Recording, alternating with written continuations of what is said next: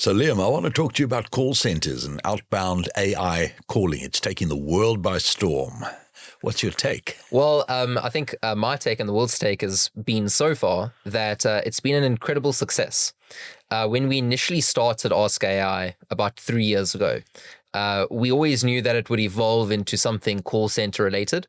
And what we have noticed is that the call center application for Ask AI and the ability to essentially have an assistant that can perform every task that someone sitting in a call center would be able to perform far more effectively was an inevitable path. Yeah. And that's where we are now today. We've started with an incredible product called Smart Collections, and it has really taken the world by storm.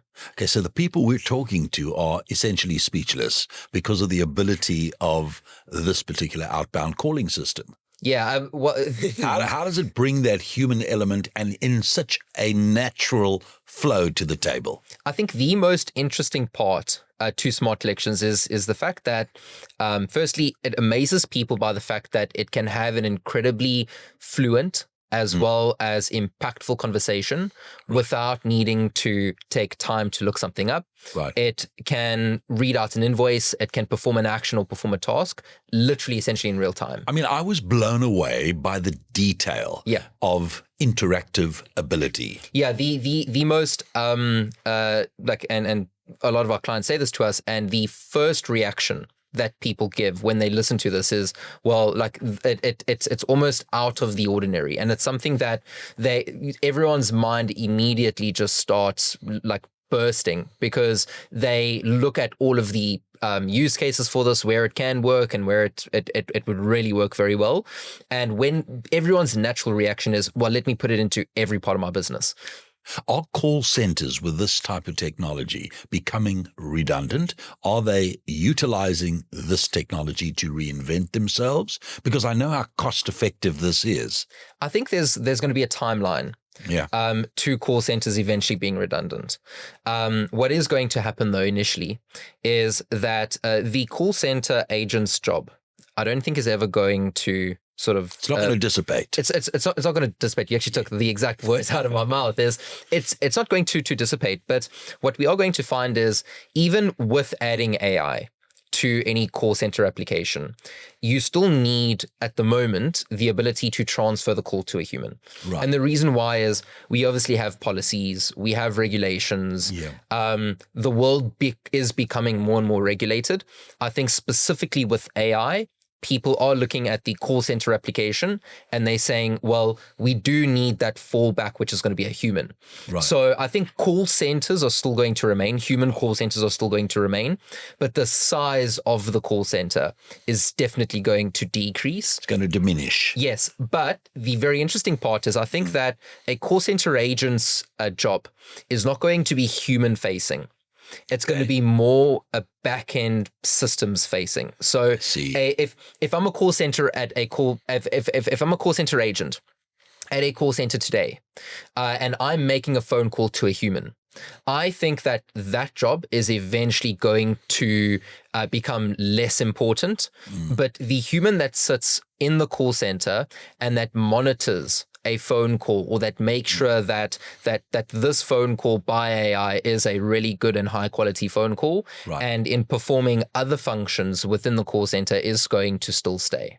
Talk to me a little bit about some of the stats that we've achieved, because I see millions of calls going out on a daily basis. Yeah. And what's interesting is the type of results that are coming back from those calls, in the fact that more and more people are interacting with an automated AI assistant, and people are enjoying the fact that they're getting information and that they can actually essentially see a statement and they can make progress in paying either an account or inquiry. Yeah, so what we are finding is that, unfortunately, this has always been a very analytical industry, the industry of making a phone call.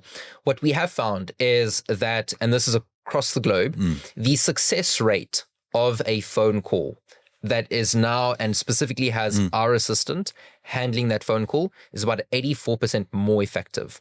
That is in a success rate, the phone call being a positive phone call, the customer getting what they want out of the phone call, that has shown an 84% increase. And then from a collections perspective, so any company that have a use case where they'd like to collect money from a debtor, they have seen that their days outstanding on the amount decreases by 5 times. Okay. So if you're running a business and you have a debtor, instead of, and a bucket is basically, every 30 days of a amount being outstanding would be a bucket. People have found that the number of days outstanding on a phone call amount decrease dramatically. Okay. So also the human factor attached to the call. People are saying please and thank you, and they're interacting. They almost lose sight and feeling that this is essentially an AI assistant because it's so good, it's so accurate, it's so personal. Yeah, we are finding a very big increase, and it's not a very good thing because obviously it's always good to speak to AI with respect, but we are finding that the same as what happened with ChatGPT, where everyone says please and thank you. Yeah. We find the same happening where people are a little bit more gratuitous to the assistant.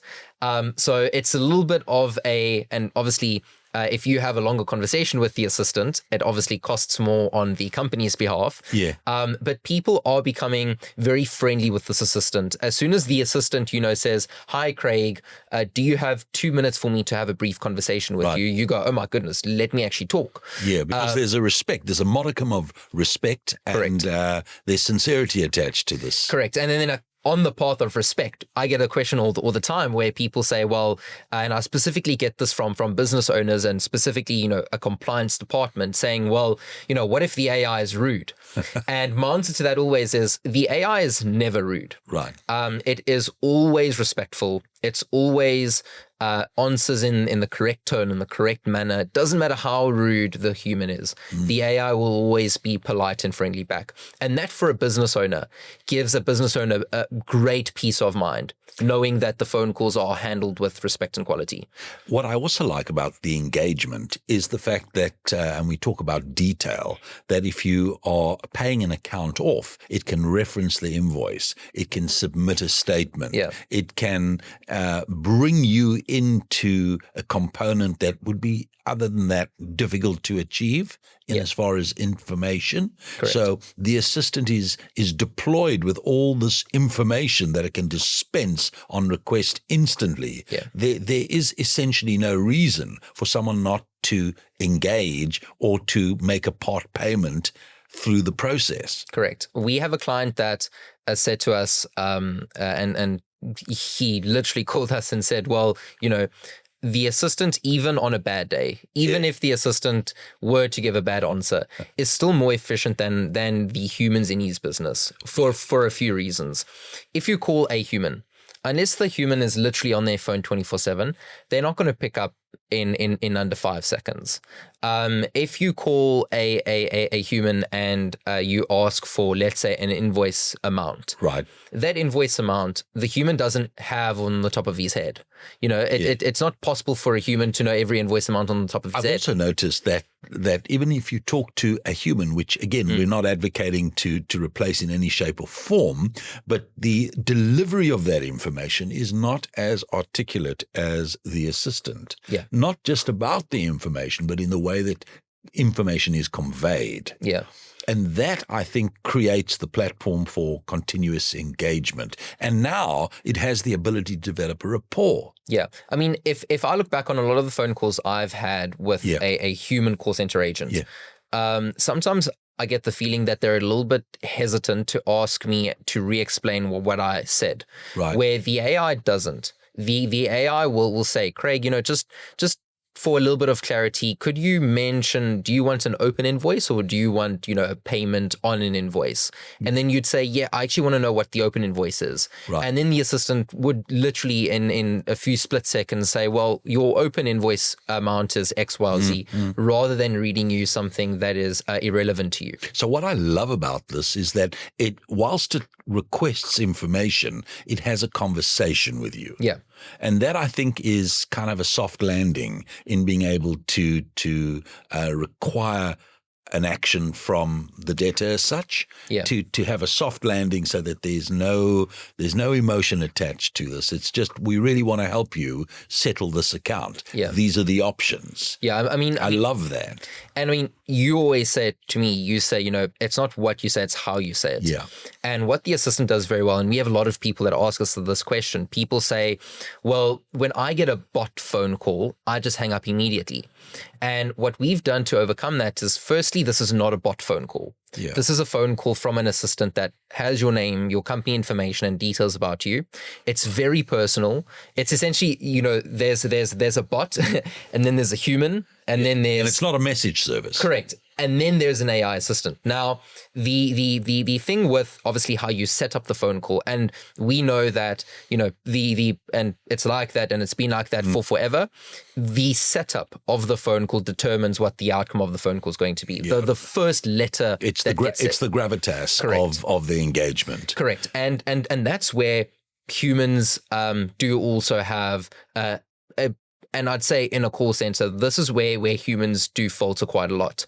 And the reason why is because if you're having 50 phone calls in a day and caller number 38 is rude to you, when you call caller number 39, you carry that same... I think after the third phone call, you're not going to be on point. Correct. Whereas with the assistant, you have a solid performance each time. Liam, talk to me about costs, because essentially, and the clients that we work with all over the world are very favorable to what it is that we're showcasing, because not only is it more efficient, but it's cost effective. So talk us through some of the cost factors. So what we have found is that from a cost factor at scale, AI is about at a ratio currently of 12:1. Right. So any AI intervention within a call center is at least 12 times cheaper than what your current call center application is. With more, is that taking the volume into consideration? That is at volume. Okay. If you have a call center with slightly less people in, that ratio may drop to 5:1 or 6:1. Right. It depends on the application. Right. I haven't seen yet, and I've done many of these. I haven't seen yet an application where AI is more expensive than a human call center. And I mean, we're making millions of phone calls essentially. Yeah. So I'm seeing the fact that people are increasingly engaging with the assistant, and they're becoming more receptive because they're getting information a lot quicker and more efficiently. Yeah, there's been a very big inflection point. Yeah. We finding that, based on making approximately 52 million phone calls is that at the moment there are far more, and the more we make phone calls, people are and they're developing this relationship with AI. We know that most of the people on the planet that have access to technology are currently using a form of AI, and they're now, in 2022, what ChatGPT made aware to humans was that there is this other form of intelligence, and humans have taken to this technology. Some people don't like it, but the majority of people do. There's no question that it's getting into our system in a very dynamic way. Correct. So as strong as the technology is out there, the stronger the relationship is with the consumer. Correct. To being able to embrace Ask AI. Talk to me about messaging as such, because I get these calls from institutions that say, press 1, do that, do this. I mean, I kind of think that's quite archaic.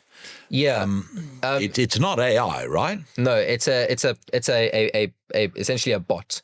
With a messaging service. Yeah, so like a voice messaging service. Yeah. That has a pre-recorded human voice. Now the problem with the pre-recorded human voice is that firstly, there's zero possibility for personalization. Yeah. There's also zero possibility for it to actually have an end result or end goal. Right. Except for you obviously pressing 1, in which case you get resubscribed to something. Yeah. So also, it's very ineffective. I've experienced where I've actually attempted to prompt the bot, call it that, and it's not recognized that prompt. And I've said no, and it's come back and said yes. So there's no real human factor. So what separates the bot, the generic bot in the market, to AI is that AI is conversational. It has world resourcing to be able to consolidate information and present it. Yeah. And what makes it unique is the fact that it will represent the company that it is deployed from. Correct. Now, well, what's very interesting is just to speak to your point on, how much information this has is what I normally do to all of our assistants is I say, tell me something that would be extremely relative to someone living in Cape Town.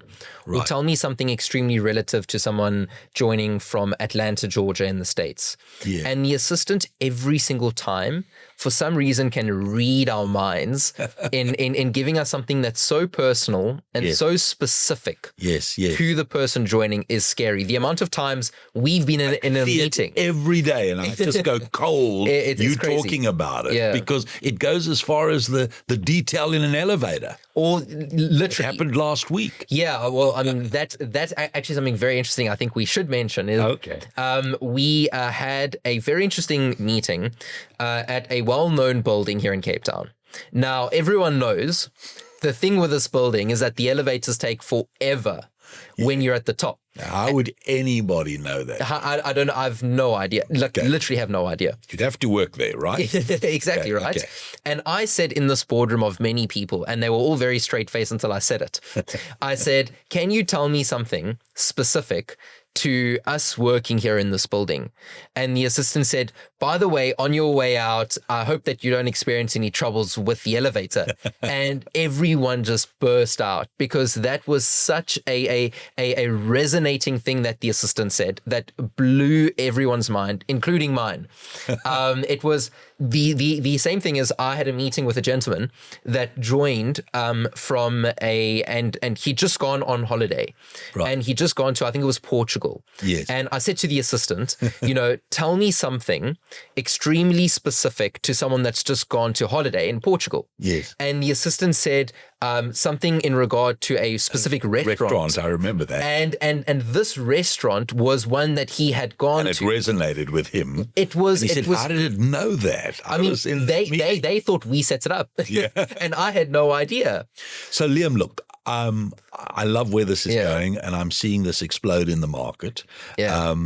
And what I'm enjoying about this is when people experience the magic of this assistant, they are just totally overwhelmed with the humanness of the ability of this consistent application. Yeah. So I can't wait to see you perform the demonstration. I know we're not going to do it in this session, but I obviously want everybody to experience it because, guys, if you're thinking about getting into the call center business, if you are in the call center business, have a look at this. This is mind-blowing, and it's we're not in development. The development has taken place. So we've spent 3.5 years putting this together. So I do at some point want to have a conversation about that because it's ready to deploy. It's ready to go. It's working. It's functioning, and it's absolutely top drawer. Yeah, I think our approach in terms of development is that the only integration touch points with a business